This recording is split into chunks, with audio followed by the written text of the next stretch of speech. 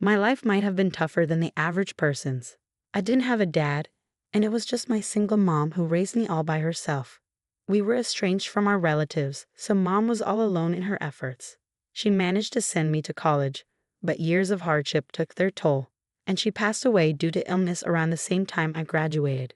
After that, I had no family left.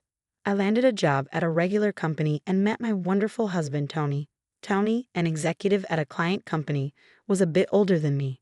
Having grown up without a dad, Tony was a reassuring and reliable figure for me. One day, I forgot some important documents at the client's office.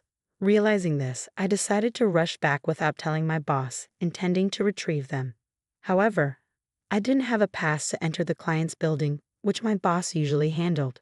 Standing clueless in front of the client's office, an employee I had met earlier came running out with the documents. That was how I met Tony. Knowing my situation, Tony handed me the documents with an innocent smile and said, "Let's keep this our little secret." I fell for that smile and pursued him eagerly. It didn't take long for us to get married, and I found happiness. We weren't blessed with children, but every day was joyful. Tony, who always made me laugh, rescued me from a lifetime of loneliness. Just as I vowed to spend my life by Tony's side, we discovered he had cancer, already at stage 4. The doctor broke the news to us, and I was devastated. Tony deeply regretted leaving me alone in the end. But just before our 10th wedding anniversary, Tony passed away. Feeling lonely again, I was contemplating my solitude when suddenly, my father-in-law George proposed, "How about living together?"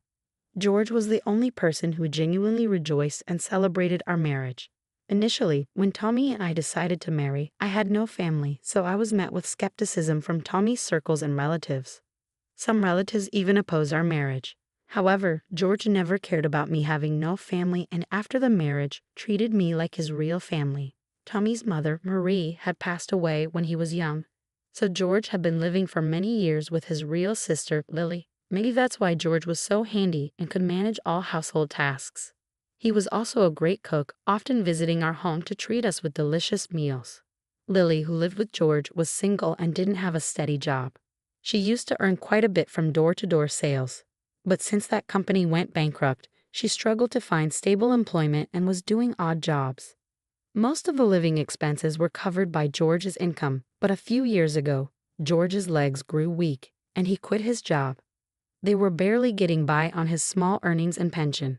Knowing that George, who handled household chores, wasn't in the best health, I had been helping out at his place from time to time, even when Tony was alive. George would always apologize with a regretful look, saying, "I'm sorry I've become a burden because of my condition." I'd reply, "Don't worry about it. I'm good at housework, and I'm happy to see you well." Not knowing what it's like to have a dad, I was genuinely happy to take care of George. Tommy, knowing I considered George like a real dad, was always happy to send me off to help. However, Lily didn't feel the same way. Whenever I went to help, she would meet me at the door and say, "So you're here to butter up again. You're an outsider, you know. No matter what you do, you won't get any inheritance," with a spiteful look. I would always deny it, saying, "No, that's not my intention." But Lily would repeat the same line every time I visited.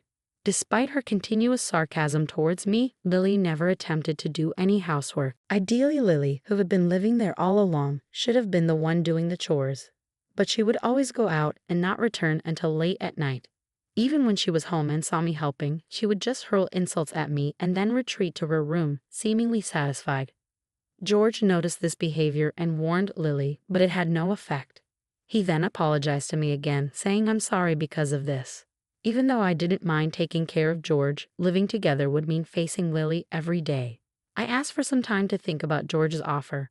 After all, living alone after Tommy's passing was indeed unsettling.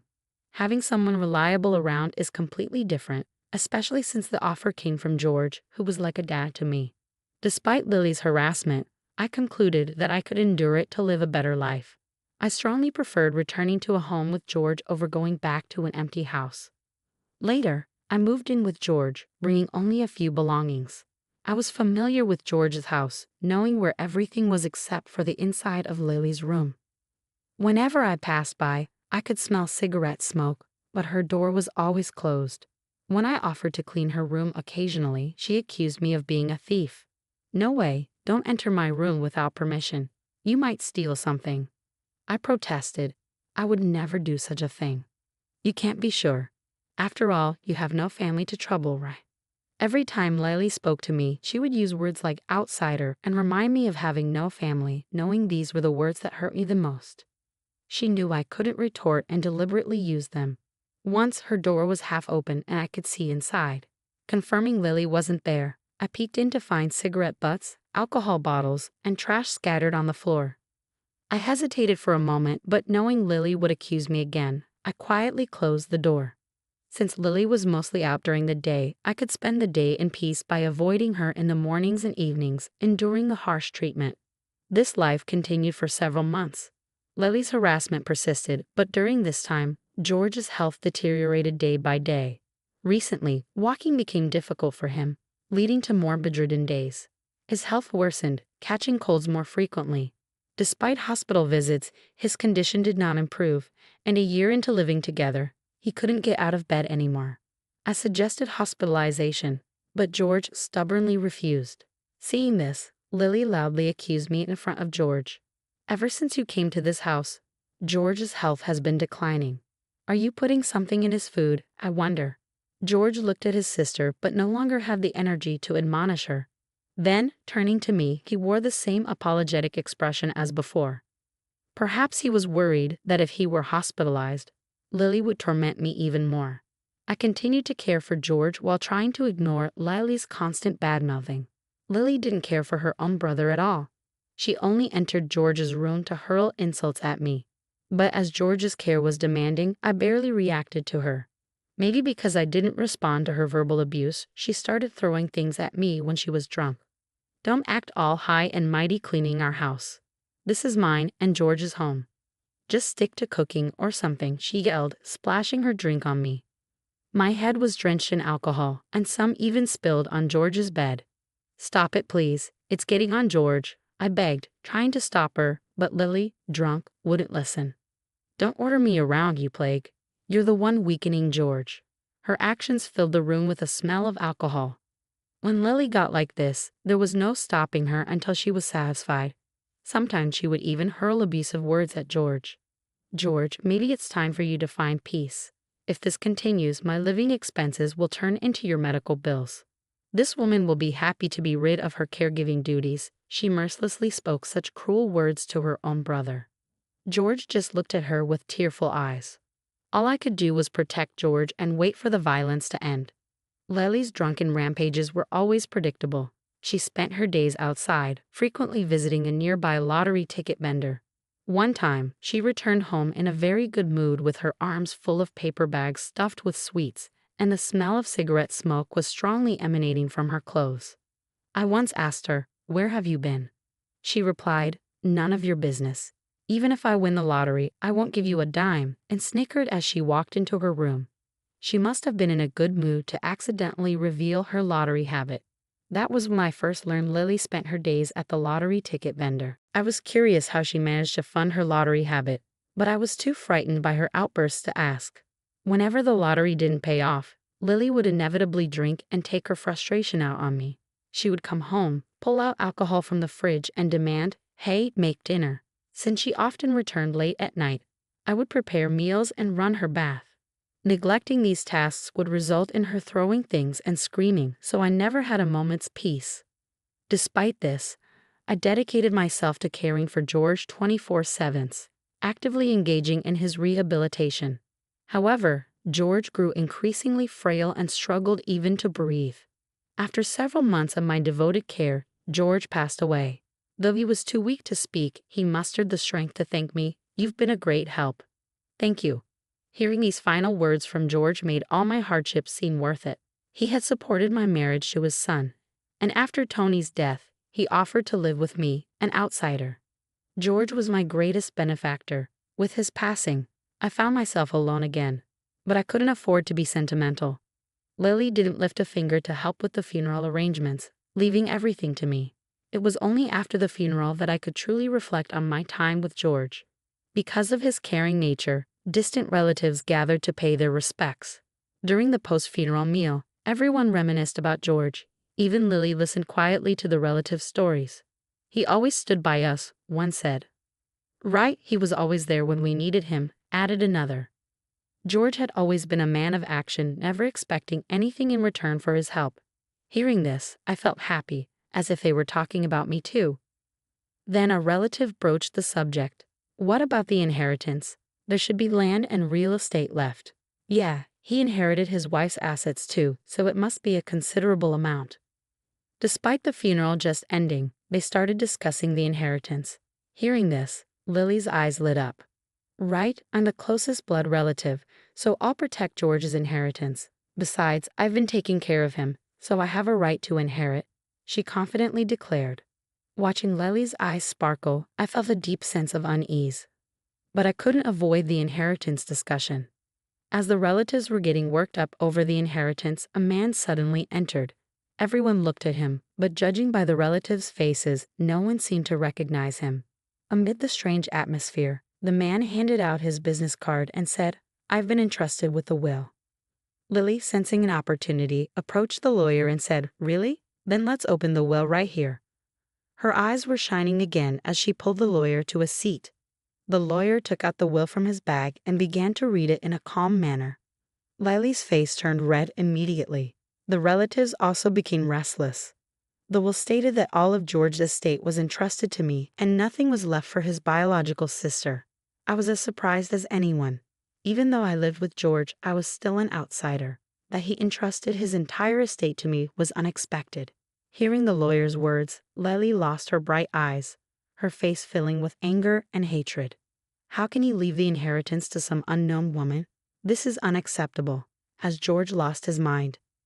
Lily yelled in a voice that was almost like a roar. She continued, After Marie passed away, it was me who lived with and struggled with George. What does this woman know about our lives? It's ridiculous to leave everything to her. She looked ready to pounce on me.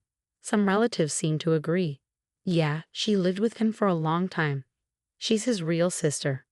Maybe there's a mistake in this will. Probably moved in for the inheritance. Yeah, maybe she manipulated him into writing the will.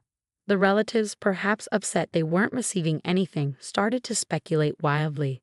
Internally, I thought they don't know the truth, but I knew any protest from me would play right into Lily's hands. As I remained silent and looked down, the relatives' mistrust in me seemed to grow. Just as they were about to discuss contesting the will, the previously silent lawyer spoke up.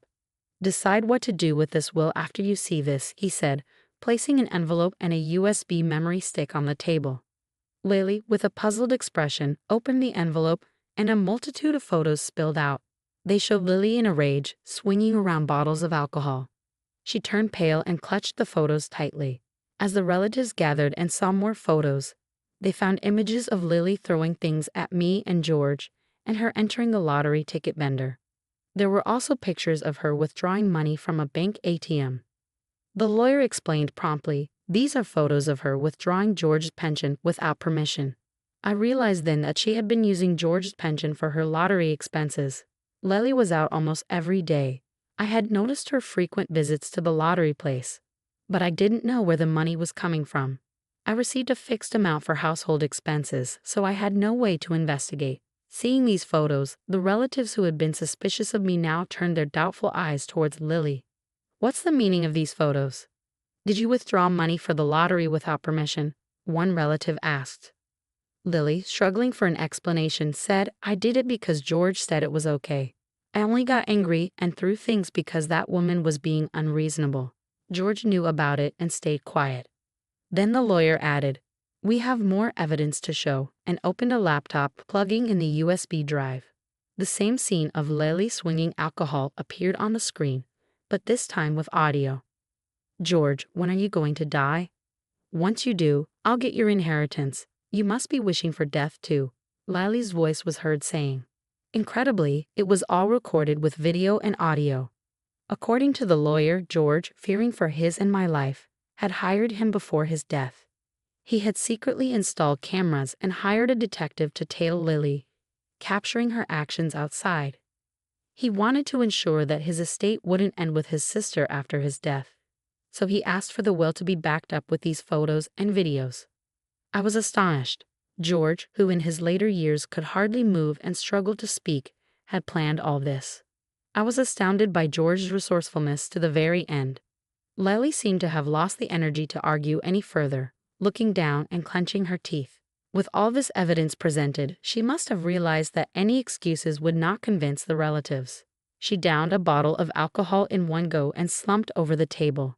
After witnessing the video, the relatives were clearly not inclined to let Lily inherit the estate. Thanks to the will and the plethora of evidence the lawyer presented, I was the one who inherited the estate. Initially, I thought of declining the substantial inheritance. Even though it was George's wish, we were still strangers after all. I feared I might end up misusing the fortune, perhaps even in gambling like Lily. But the fact remained that George trusted me and treated me like family, even if it was for a short while. As a gesture of gratitude, I decided to use the inheritance to maintain George's grave for as long as I live. I had enough to live on from Tony's inheritance. I erected a tombstone for George and set up a grand altar, placing photographs of Tony, George, and Marie there. As for Lily, she succumbed to a gambling addiction and alcoholism, and was forcibly admitted to a hospital. She likely won't leave it for the rest of her life. While I did feel a pang of pity, I couldn't forgive the years of torment she put me through. Still, as George's biological sister, I thought it right to cover her hospital expenses. Now alone again, my situation was different from before. I had something to protect, and that alone made me feel not so solitary. From now on, I plan to live out my remaining days peacefully in the house I shared with George.